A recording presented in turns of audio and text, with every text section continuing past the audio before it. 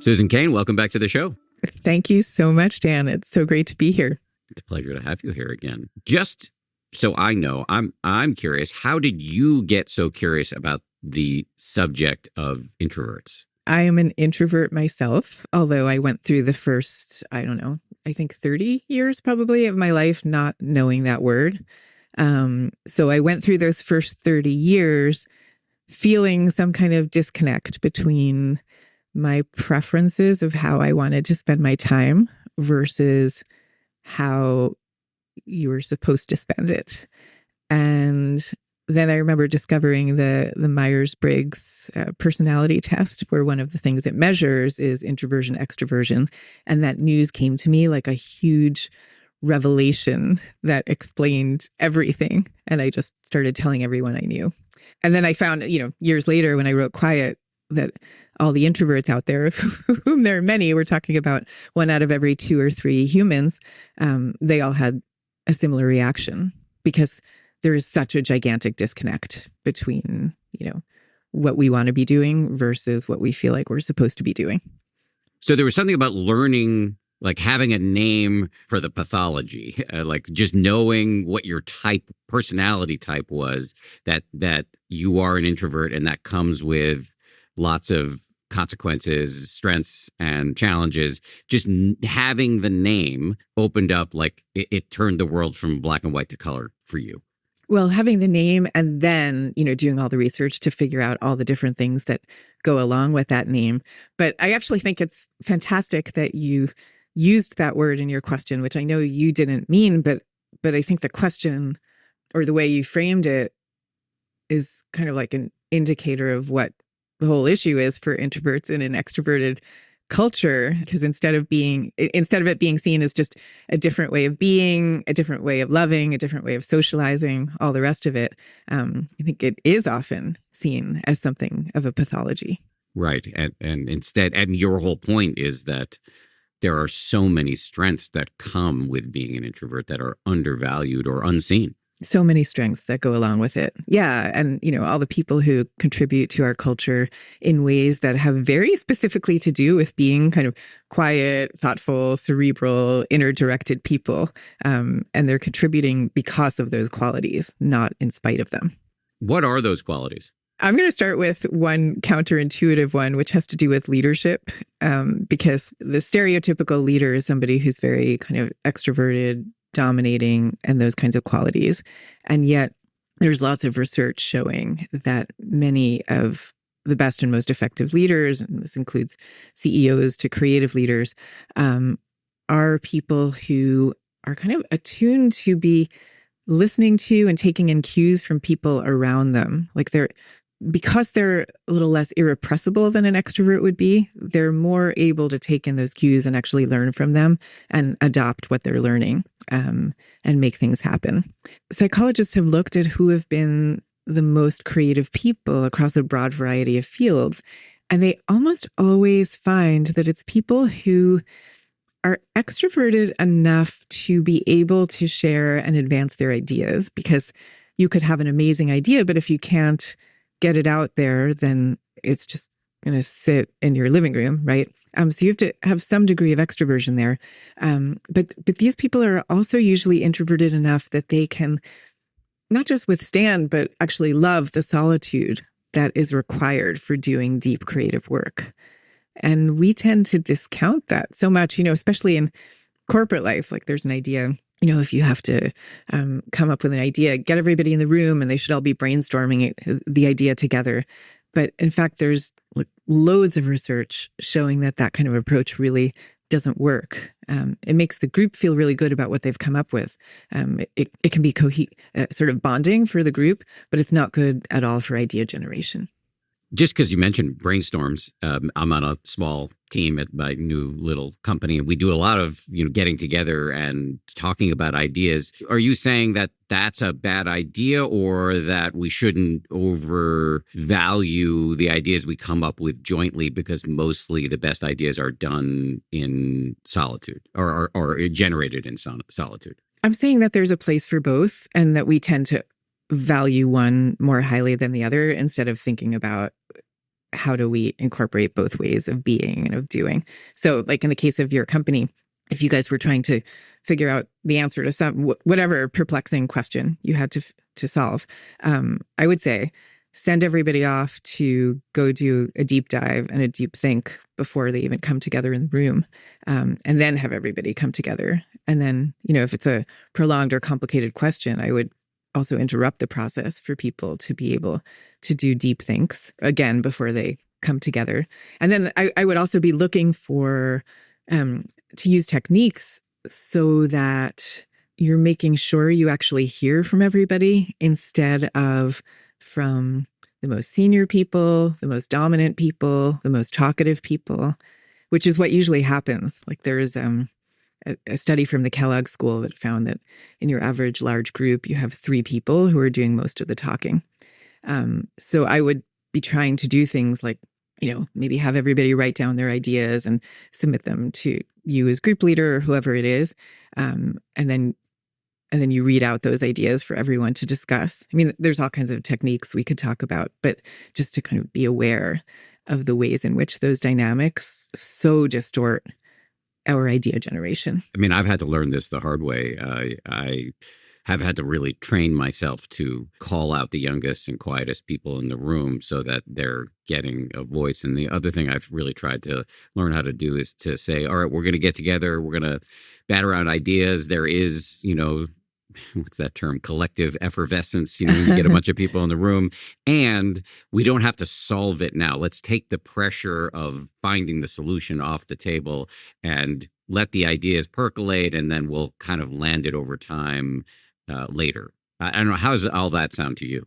I think it sounds great. And the one amendment that I would make to what you just said is if there's someone who tends not to participate as much, maybe because they feel shy or younger or whatever the reason is, I might take a few minutes in advance to think, okay, where is there a place where I really want to be hearing from this person and where they have real expertise to contribute, and spend 5 minutes with them or shoot them an email beforehand and say, I'd love to ask you about such and such topic in this meeting because I know you have so much expertise about it. And then they feel validated, they feel encouraged, but more important, they also feel they have time to think about what they want to say. Because for a lot of people, and introverts in particular, they want to be processing their ideas before they actually say them out loud. They don't want to be like vocalizing the half-baked idea. I'm smiling because the COO of my company, Tony Magyar, is, I believe, hopefully I'm diagnosing her correctly, an introvert. And you're one using of the the things, diagnose word again. Yeah, I know. Right, I sorry. got to call you out. Thank you for calling me out. Yeah, Hopefully, sure. I am correct about how she sees herself. But I think she would self-describe as an introvert, and I know that she self-describes as a slow processor. And she has trained me to really come into all conversations with her with this room for her to go away and think and then come back and give me her opinion. And I mean, I like when people give me their operating manual, and if I actually follow those rules, we get better results. Yeah. And you know what that made me think of? Jeff Bezos, who describes himself as an extreme extrovert.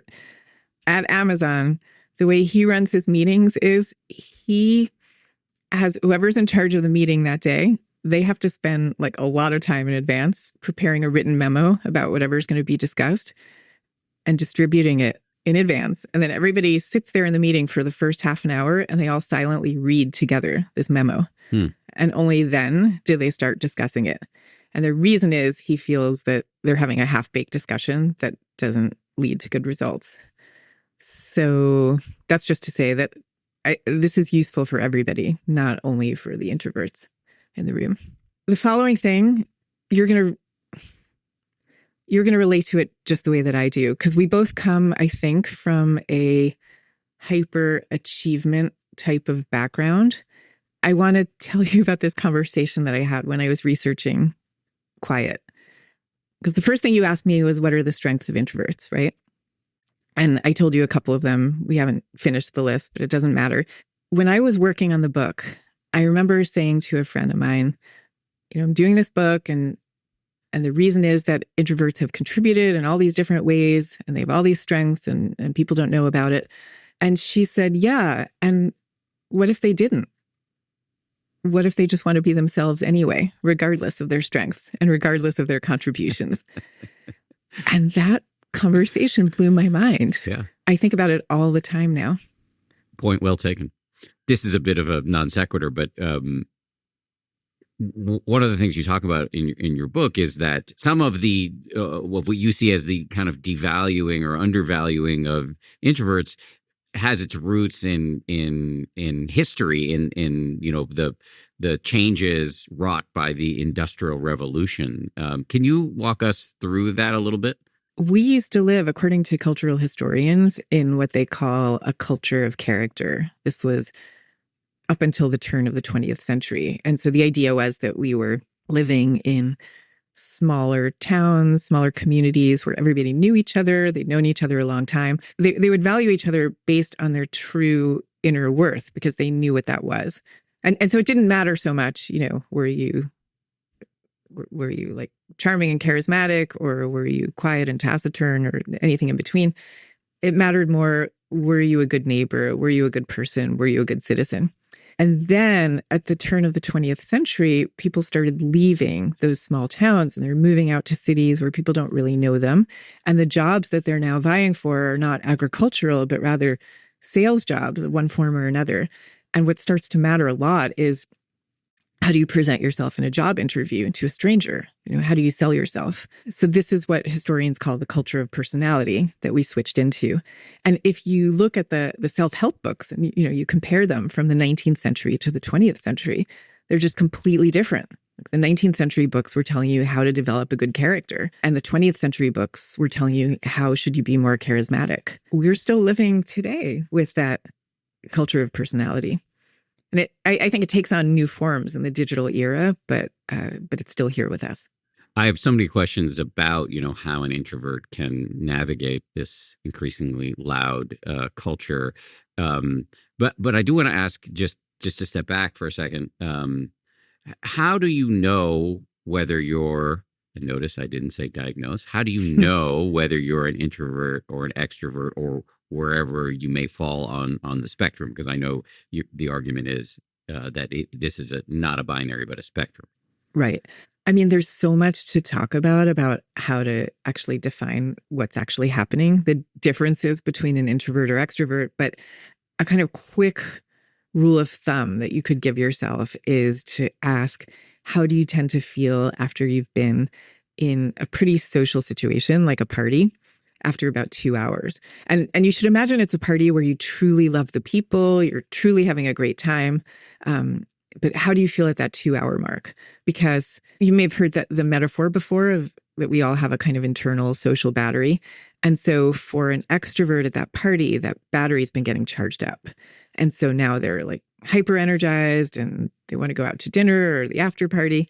And for the introvert, you just suddenly become aware after about 1 hour and 59 seconds that all you wish you could do is teleport home because your battery is drained.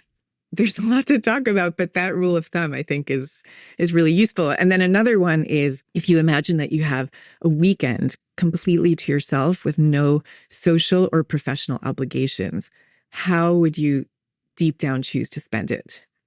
Who would be in that picture? Would they be people you know well, or would it be acquaintances or strangers? How many of them would there be? Would it be solitary? And that will tell you a lot about who you really are. I mean, I'm just answering that question for myself. I'm sure everybody listening is doing that, but since I am the host of this thing, I'll just abuse my privilege. But for me, at 2 hours in the party, I am ready to go, unless not leave. I mean, I'm ready to like keep going. Yeah. Especially if it's like with my people. I could feel a little bit differently if it's like a professional thing, and or if it's with people that I don't really know or care that much about. But if I don't know them and start to care about them, I can, like, I'm thinking about you. You and I have both given TED Talks, and 2 of the happiest weeks of my life have been the 2 weeks I went to TED. And I don't drink, but I stayed up until 2 or 3 in the morning, hanging out with everybody every night. I just loved it. And these were people I didn't know. I was just meeting people.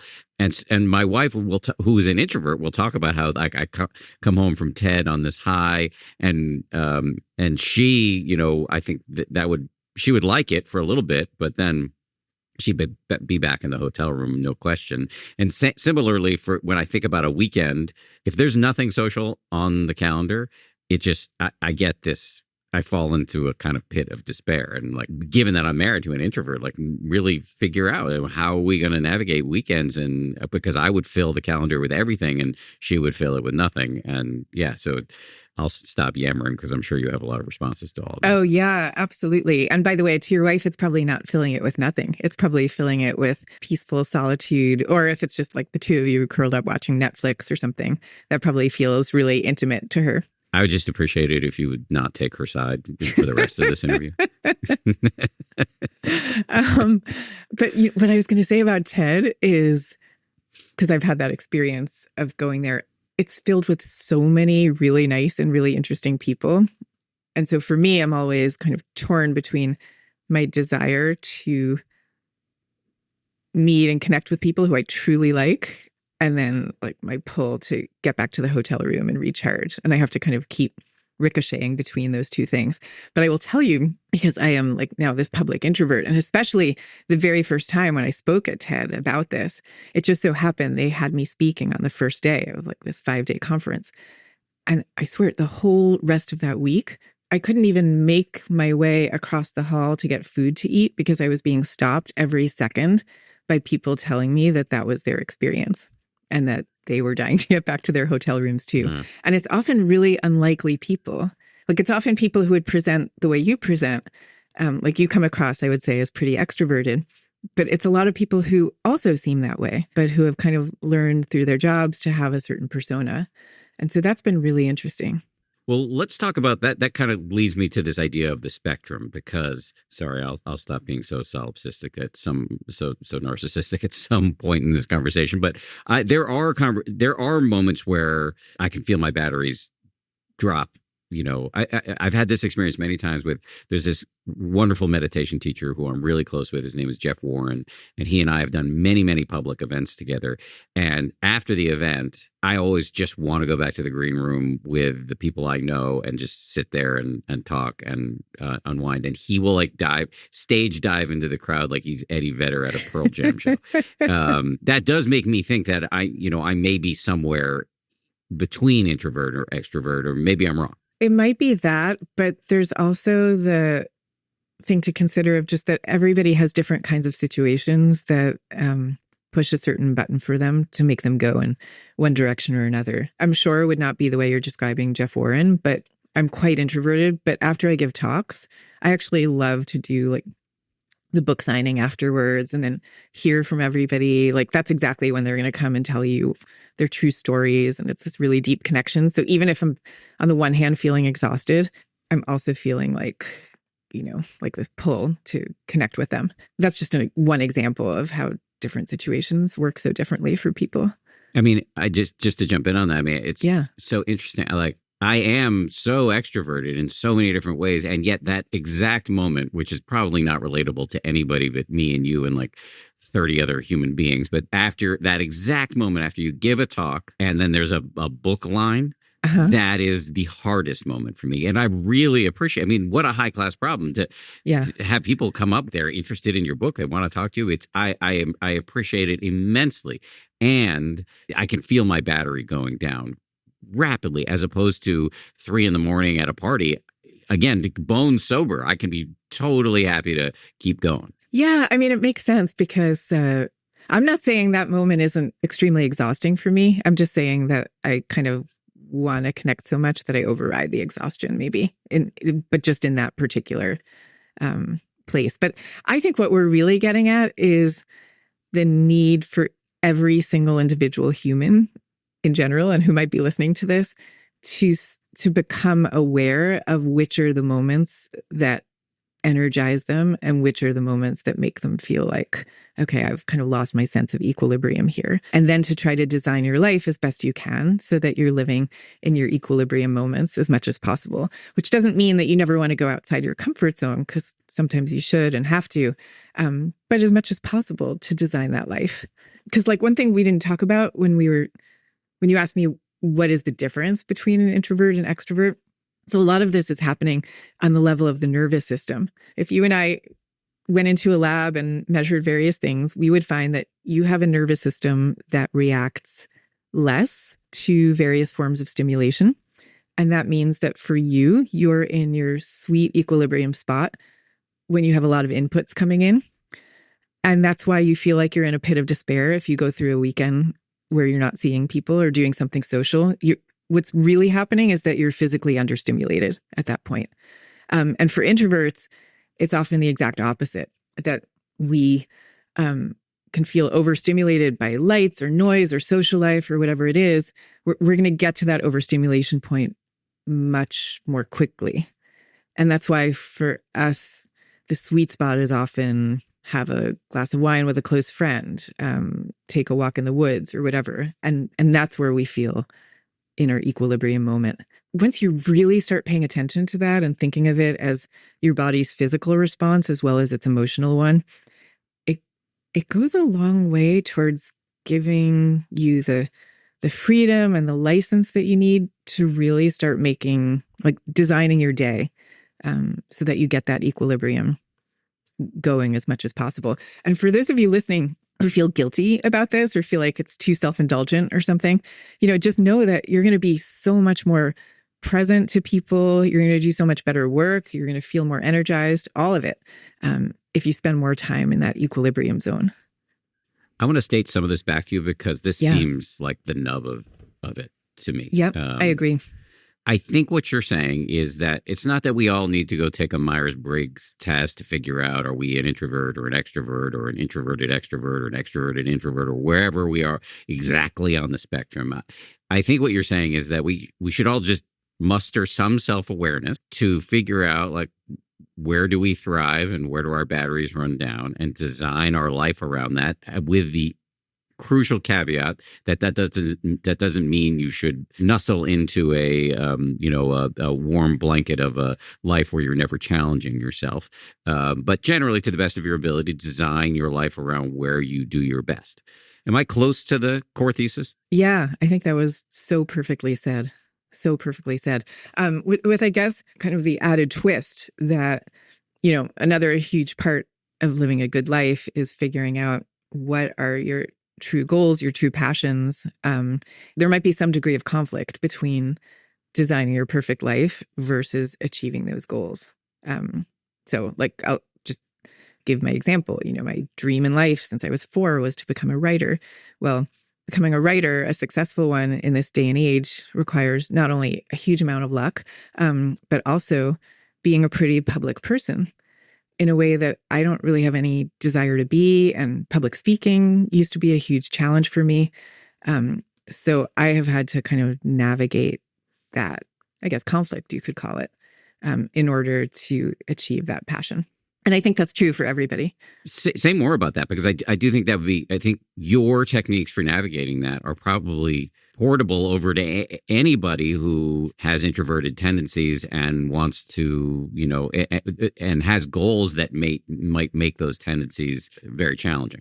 You want to be designing a life where more or less you're waking up looking forward to the activities that you're doing that day. So just for example, I could imagine, and I have had at various times, the goal of having, a huge not-for-profit for introverts in schools and things like that, because there's a huge need. And if someone wants to run with that, I hope you do.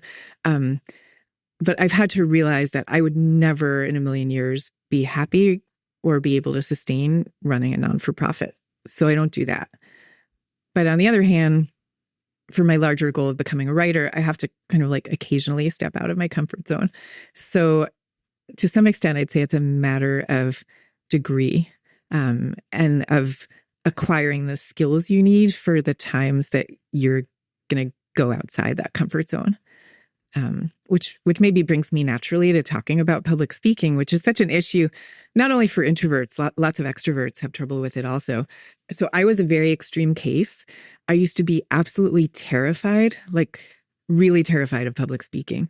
I would always lose about 5 pounds before I had to do any public thing, because I couldn't eat for a week before, couldn't sleep. It was very extreme. And what I discovered is One of the most robust findings in social science research is what I think of as the miracle of desensitization, which is that if you have a fear, the way to overcome it is not by throwing yourself at it, and it's also not by hiding from it. It's by exposing yourself to the thing you fear, but in very, very small and manageable steps so that you're slowly, slowly retraining your brain. So, like, you can't start with giving a TED Talk. I started by going to a seminar for people with public speaking anxiety in New York City, which is amazing. It's run by a guy named Charles DeCagno, and I think he's still going. We did exercises like on the first day. All you would have to do is like stand up and say your name and sit back down, and then you'd be done. And you declare victory and you move on. And little by little by little, the exercises ratchet up. What you're doing is you're training your brain that this thing that it thought was the equivalent of a saber-toothed tiger is actually not so dangerous after all. And maybe it's even pleasant. And over time, you become able to do the thing you feared. So now when I give a talk, I mean, I still have butterflies beforehand, but it's in a completely reasonable realm. That is true, whatever your fear is. Speaking, snakes, anything. That's the way to go. Massive plus one to that. I have panic disorder, and I'm looking over at my colleague Abby, who's been with me all day. We've been moving around Manhattan, and I'm terrified of elevators. And I don't live in the city anymore. I live north of the city, and so every time I come, it's like a fresh round of what the shrinks call exposure therapy. And some days I can do it, and some days I can't. Today has been a good day. I've been able to get on all the elevators. But in this building we're in right now, there's a security guard whose name I happen to know because 6 to 9 months ago, I came to this building. I was late for a podcast. I had all of my luggage with me, and the elevator here is really small, and I have terrible claustrophobia. And I was like asking this guy, we're on the 16th floor. I was like, dude, can I walk up? And this man, Barry is his name, looked at me, doesn't even speak English that well, looked at me, sorry, there I go again with that word, but in this case it's appropriate, diagnosed my panic disorder and said, I'm going to hold your hand for 16 floors. And he did. Wow. And I made it to the top. And so Wow. I see him here every time I come back to the studio. I was just chatting with him downstairs. And moments like that of exposing yourself carefully and systematically and with the right support to the thing that terrifies you is, as you said, the miracle of desensitization. And it can be public speaking, claustrophobia, whatever. It is a miracle. It is a miracle. But it's also interesting, and I feel like you got at this with your amazing story, by the way. You have to kind of keep that muscle going all the time, because I notice if I go a period where I'm not doing a lot of speaking, it's much harder when I go back. I'm not starting from ground zero, but I'm also not starting. Like if I'm going through a period where I'm giving talk after talk, it becomes nothing. I barely have butterflies at all. Charles DeCagno, the guy who taught the seminar, I think he said something like, fear is a wily enemy. Mm-hmm. And it's true. Like it can always reconstitute itself. I have seen it over and over. I've conquered, quote unquote, my elevator fear, and then I just spend a few weeks out of the city and it comes back, and same with airplanes, and it can be humiliating, frankly. But let me just go back to this issue of your tips for introverts in this noisy world, because I'm just looking at a list of some of them, and I'm going to tick them off a little bit, and then you can pick any that you want to expand upon. But I just think they're worth stating because they're, I would imagine, very, very helpful for people. One is to explain your needs, to reuse a phrase from earlier, give the people in your world at work, to the extent that you're comfortable, and in your personal life, your operating manual. This is how I operate best. 2, to prep for social events. Actually, you wrote about this we both have Substacks, and you very graciously did a guest post on my Substack, and you talked about how this was during the holidays, how for people who have social anxiety, prepping for social events, like preparing conversation starters, can be really helpful. Using your listening skills, asking thoughtful questions and like probing, listening in a careful way, and then embracing written communication. Like some people communicate better on email, and just telling people in your life that that's what you would prefer. So I'm just throwing some of your ideas back at you. If you want to pick up on any of them, please. The first one that you talked about, about letting people know what your operating manual is. I think that's really useful. What it also made me think is that, like, for anybody who's listening who is running an organization or running any group of people, you can help make that happen by creating an environment where it becomes no big deal for people to be freely discussing with each other what their operating manual is. Like, I noticed this when you were talking about you and your COO.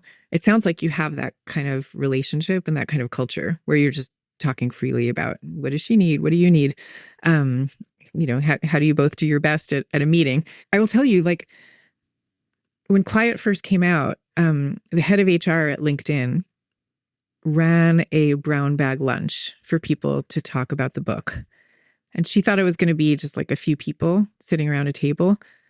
And it turned out it was standing room only with lines out the door of people who wanted to participate.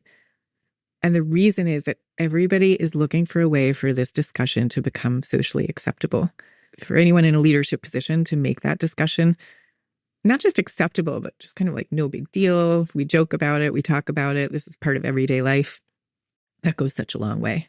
In terms of the advice you were talking about of listening to people, asking deep, thoughtful questions, I think socially, introverts are often not aware of what a superpower they have in this way.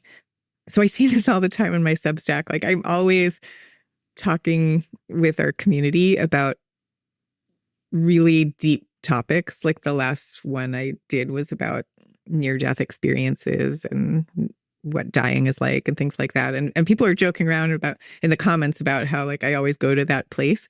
And I'm just drawn to those kinds of topics. And then you can see, like, in all the comments, how much our community members love to talk that way too. Well, a lot of people, not everybody, but a lot of people want to go deeper into whatever the subject is. There was a study that found that almost nobody likes small talk. They mostly prefer deep talk. So if you're someone who just naturally, somebody says topic A and you naturally want to know, well, why did you say A? And, like, where did that come from? And, what do you love most about A? What makes you uncomfortable about it? Like, if you're that person who genuinely, curiously wants to know those things, people will love talking to you that way. Of course, you have to make sure that you don't go into interviewer mode as if you were doing a podcast interview as opposed to just like having a chat at a party. You need to do a little bit of an even interchange and tell people what you're thinking too. So you don't want to be the one only asking the questions, but people will appreciate your natural tendency to really see them and really hear them. Meditation is not just a quick fix. It is a practice to change all parts of your life, and you don't have to be perfect. You just have to show up. The Happier Meditation app meets you where you are so you can realize more than you thought possible with a flexible approach that grows with you and wisdom from some of the world's most insightful teachers. Happier helps you get more out of meditation so you can give more to every part of your life. Go to happierapp.com and start meditating in a way that truly fits you. Part of the brilliance of this particular advice for anybody with social anxiety to prepare questions and then listen carefully is that not only is it going to, I think, relax your nervous system because you kind of done some advanced exposure by prepping, but it will also kind of get you out of your own head. I mean, the problem with social anxiety, and I actually have a little bit of it at times, and plenty of garden variety anxiety, and this is a problem with garden variety anxiety too, is that you're in a kind of a self-centered mode. Yes. You're self-conscious, to put it in my language that you might not appreciate. You have your head up your ass a little bit. And so advising people to be more externally focused is good for them and good for the world. What you just said, I have always found to be such a paradox. I remember the first time I read that idea years ago, by a psychologist talking about the excessive self-consciousness of the shy person. I felt so indignant about it because the last thing that a shy person feels is egoistic, which that analysis seemed to suggest. But it's true that when you get caught into social anxiety, it's not that it comes from egoism, but it does have the effect of making you think only about yourself and not about the people around you. And you almost don't have the cognitive ability when you're in the grip of anxiety to think or care about other people, because the anxiety can feel so intense. So yeah, like having a simple mental trick of at a party, let's say, of saying to yourself, okay, what if I were the host here? And what if I imagine that the person I'm talking to feels even more uncomfortable than I do? Like, what would I be doing right now to try to make them feel more comfortable? And that has a way of switching on your natural warmth and taking you away from the question of how am I coming across? It's brilliant.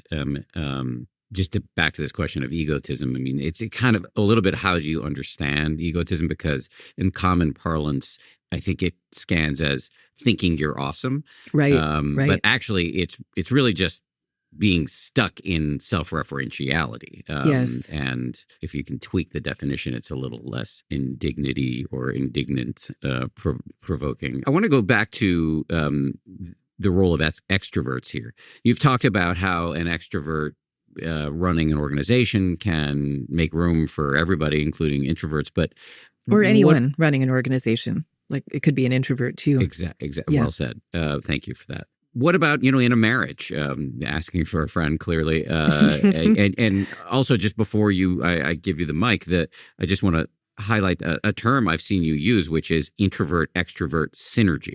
So introverts and extroverts tend to get along really well and to be attracted to each other as romantic partners, as colleagues, as friends, which makes sense when you think about it, because each one has such different strengths and different orientations. So, like my husband never runs out of things to say. Never. Like, we could be on a 10-hour drive to Michigan where we go to visit his parents, and he will never run. It's like hour 7, hour 8. He still has stuff to talk about. And I love that, and I appreciate it so much. And I think he would say he appreciates, things that I do in my quieter way. So those synergies really do happen. And of course, at the same time, there are clashes that come from being different kinds of people. So I was wondering, like, when you were talking about you and your wife on the weekends, that is probably, in all the research that I've done with introvert-extrovert couples, that's probably the most common mishap that I hear about. One person is dying to go out all the time. The other person wants to stay home.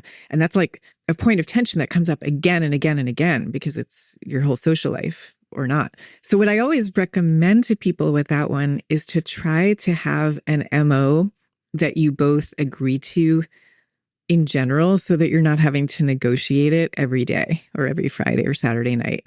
So, you decide in advance, like, how many social outings we're going to have per weekend or per month or whatever works for you as a couple. And then you just try to stay with that as best you can. And also giving each other the freedom that one person can go out with their friends and the other one curls up at home and no one thinks anything about it. Would that work for the two of you? Or is that what you guys do? That's pretty much where we've landed. I go out alone all the time. We do go out as a couple, and those are the best nights. But I have like standing lunch and dinner dates with groups of friends that have. One lunch group has been running for 15 years. Wow. And how often do you meet? Every 6 weeks or so. Okay. It's my brother and a third friend, and sometimes we add a fourth. Yeah, I have a thriving social life. Maybe 40 to 50% doesn't involve my wife, and when she is available and is up for it, she comes. And also, it's not uncommon that we're at a party together, and she goes home early, and I stay, and don't go home early. And are you both? Would you say a scale of 0 to 100?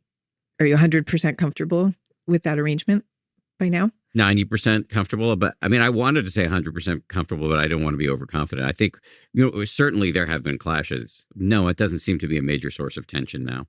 Mm-hmm, mm-hmm.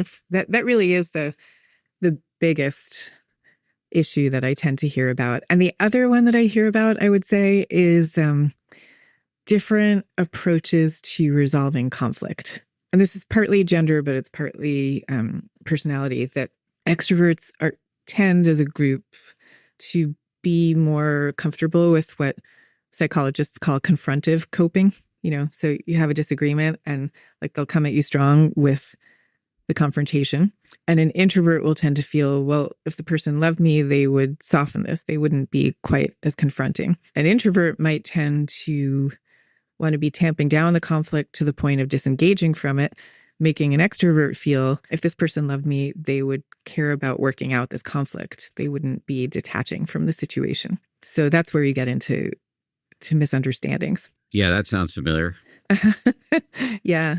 I mean, with all of this, like whether it's that or whether it's my husband and I in those 10-hour drives to Michigan, we're constantly like, he's turning up the radio dial, I'm turning it down.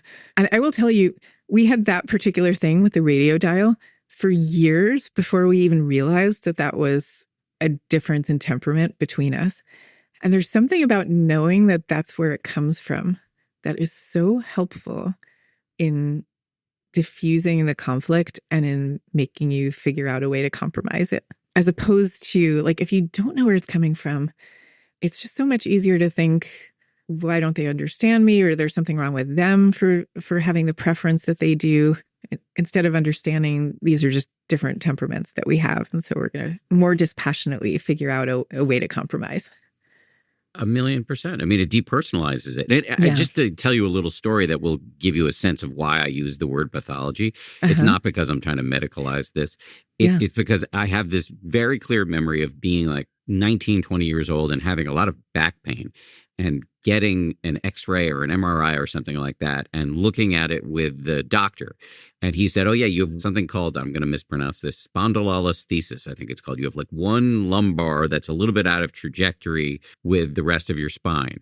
And he's like, there's nothing you can do about it, but it's nice to know there's some pathology. And I liked that because it was like, I have a name for this thing now. And that's why I use the term pathology, because naming it is really powerful. I so agree. I so agree. Yeah, I just broke my foot and tore my ligaments playing tennis 6 months ago. And like, I love to play every day, so it was such a bummer. And anyway, my bone doctor is very dismissive about the ankle ligament thing. And then I went to my GP yesterday and mentioned it, and he said, oh, those never heal. They never fully heal. It's bad news, but I actually felt like he was giving me good news because he was validating the experience I've been having, which is just another example for what you just said. Absolutely. I want to ask another question from an extrovert standpoint. This is probably me, selfishly abusing my position of host. But there was something you said to me, I think, before we started rolling here. Even if you're an extrovert, we all need quiet. We all need solitude. Can you say more about that? So just the way we all need social life, like, introverts still love some noise and they still like to socialize and all the rest. The same is true of an extrovert. We're describing basic human needs when we talk about the need for social life and when we talk about the need for solitude. That's just part of what it is to be human. And because we tend to live now in a culture that's so focused on socializing, even for extroverts, they will often feel that they're getting too much of it, which is something I don't know if you had this experience with your friends during the part of the pandemic when people weren't leaving the house. I had extroverted friends who were telling me, this is actually a relief for me. And I'm realizing that the life I lived beforehand was too much, even for me, they would say. I don't know if you had that experience at all or if it was just purely difficult for you. Actually, the way the pandemic went was actually good for me as an extrovert because we had a pod, me and my wife and our son, and then my cousin, who's a single mother, and her daughter, and our nanny and some of her children were all living in this house together. So I really enjoyed that. Oh, yeah. And because I was a news anchor at the time. Like a reality show. It was a bit of a reality show. And because I was a news anchor at the time, I would have to go in to anchor the weekend editions of Good Morning America, Saturday and Sunday mornings. And I really still have very close relationships with my co-hosts and a lot of the people behind the scenes. And so I actually was getting a lot of what I needed during the pandemic. So now I'm sounding like a privileged jerk. No, not at all. But yeah, okay, I can see how that would have been perfect for you. But yeah, basically everybody needs some degree of solitude sometimes. Like, I assume even for you, you wouldn't want to be, well, you said earlier, you give a talk and then it's too exhausting to then have a series of 100 small conversations after, because everybody hits their limits at some point. Where I really struggle is not so much in the too much socializing, although for sure I hit my limits but what's coming to mind at this juncture in the conversation is I'm a meditation evangelist. And so Right. I go on every year at least one meditation retreat, so often many more. And some of them are 9, 10, 11 days long. And man, is that hard on my nervous system. And I am so happy when it's over. And I keep going. My wife is always like, you're so happy when these are over. Why do you do it? And I really see the value for my practice and of solitude. And when you talked before about understimulation and how hard that can be for extroverts, the first thing that came to my mind was, well, that's what's happening for me on retreats. That's really interesting. And I have to tell you, I always think I should do one of those silent retreats. And I've not done it, and I would not be looking forward to it. You know, even as me, as a person who loves solitude, I feel like that would be too much. Because one thing I was going to say about solitude is it kind of depends how you define it. I mean, there's the solitude of walking alone in the woods. There's the solitude. One of my favorite forms of solitude is reading a book where an author is expressing some experience that I've had myself that I had never quite articulated before. And then they articulate it for me. Mm-hmm.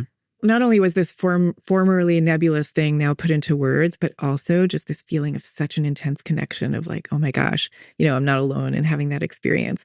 And it might be an author who's not even alive anymore, but it's this moment of intense connection. Which is to say that I think we define social connection in way too limited a way. You know, it's not only meeting each other at a networking event or whatever.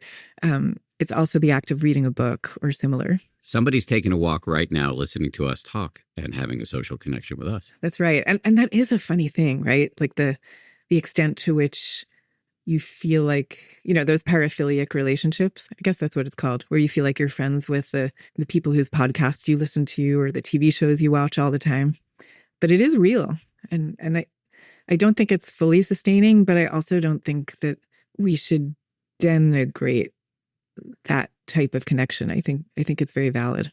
I agree. And when sometimes people sheepishly say to me, I feel like I know you, and I'm like, no, you if you've been listening to the show, you do know me. That you know me, for better or worse, you do know me. And so, yeah. And also I want to say that moment of reading, and even as an extrovert, I really love to read, where somebody crystallizes an aspect of the human condition that you've been ambiently aware of, and, yes. and then they name it. I mean, it goes right back to the whole discussion around the word pathology, which I know I'm using in a little bit in an inappropriate way, but no, I totally get it. The naming of experience. Yes, I think Jonathan Franzen, the novelist, has this little expression, micro felicities, and as you're reading, there are these either the crystallizing of an aspect of the human experience that hasn't been like quite so well described before, or just a lovely turn of phrase he describes as a micro felicity, which I love. Before I asked you about the superpowers and strengths of introverts, and we didn't get all the way through the list, which you made clear. And I just want to make sure I give you an opportunity to talk about other strengths or superpowers of introverts that we haven't yet touched on. Well, let's see. We talked about creativity. We talked about leadership, the ability to connect with people by really tuning into what they're saying. And I guess I would say what goes along with that is the facility for active listening, which is something that most introverts just kind of acquire over a lifetime of preferring to listen rather than to speak. That has a way of turning you into a pretty good listener, even if you didn't start out that way. And, you know, that's a deeply underappreciated skill and a powerful one. I'm having an embarrassing realization as you're talking again, as an extrovert. I'm realizing that. So I find interviewing, being in the seat of interviewer, where I'm mostly listening, way more exhausting than I do being interviewed, where I do most of the talking. Could that be a not so flattering realization that would be a hallmark of an extrovert? I wouldn't necessarily say that, because I don't find it tiring in real life to be asking questions of people. Like, I usually really want to know about them. But when I'm in a formally interviewing position the way you are, I sometimes find that kind of stressful because, I don't know, you're feeling like you have to keep the conversation moving at the right speed. There's just like all this ambient noise that you have to think about, along with really listening to what the person is saying. There's a lot of mental balls that you're juggling in the air that I don't think are true of everyday life. Do you know what I mean? I do. Now I feel better. I'm going to throw one other Please. big strength out there that I think might be underappreciated, which is by their nature, introverts tend to want to focus on one or two or three areas of their lives. Like they tend to get these passions and really go deep with them. And that can be a real superpower because you cultivate all kinds of expertise. It also ends up becoming an unexpected pathway to leadership. So what you find is a lot of introverts ascending to leadership positions in their companies or wherever it is, or in social causes, not because they're the so-called natural leaders, but rather that they have so much expertise and they're usually approaching the cause or their work or whatever it is from a position of like great passion and caring. And that has a way of attracting other people who have a similar level of intensity about that thing. And now you've got a core of people who are really caring about whatever it is. It's like you look at a Gandhi, he was a really shy person, very introverted person. Like he writes in his autobiography, he was a kid who would run home from school as soon as the bell rang because he didn't want to have to talk to anybody. He said, like, even in his later life, he was really uncomfortable at meetings or having to hold forth. But he was this person of like deep principle who really cared about his mission, and that attracted other people too. Because, whatever you're feeling deep down has a way of communicating itself, regardless of what words you use or what body language you're aware of. You're communicating in 1,000 other ways that you don't have control over. If you are that person who has these deep passions and you figure out how to align those passions with your goals and with your work and with your everyday life, well, now you're leading a really aligned life that is fueled by a superpower of deeply caring. And the same thing is true with introverts in their social lives. Like they tend to invest all their social energies in their romantic partners and their children and their closest friends. So those people like really, really get the benefit of those relationships. And the introverts do too, because those tend to be incredibly deep relationships because so much is being invested into them. My final question for you is this might be putting you in an awkward situation as an introvert, but can I get you to just plug your books and your Substack and anything else you want that the world should know about? Yeah, the thing I'm working on most intensely right now is my Substack, which is called The Quiet Life. It's just become this incredible place to share all the stuff I like to think about and art and ideas and consolations. And we have candlelight chats together. And it's just become this incredible community of people who I would say are all on a wavelength of loving kind of, well, I call it quiet depth and beauty. So if that resonates, and anyone who's on the wavelength of loving those things tends to find their way to the Substack. And it's just become this incredible place to discuss together things that you can't as easily talk about in everyday life. So that's the main thing that I'm working on now. My books are Quiet, The Power of Introverts in a World That Can't Stop Talking. And also Bittersweet, How Sorrow and Longing Make Us Whole, which is something we talked about in a previous one of your episodes. And I guess I forgot to say, if you're looking to find the Substack, it's at thequietlife.net. And I will drop links in the show notes to Susan's Substack, to her books, and to the last conversation we had about her second book, Bittersweet. Susan Cain, a pleasure. Thank you very much for making time for this. Dan, it's always amazing to talk to you. I've been a fan for a really long time, so thank you so much.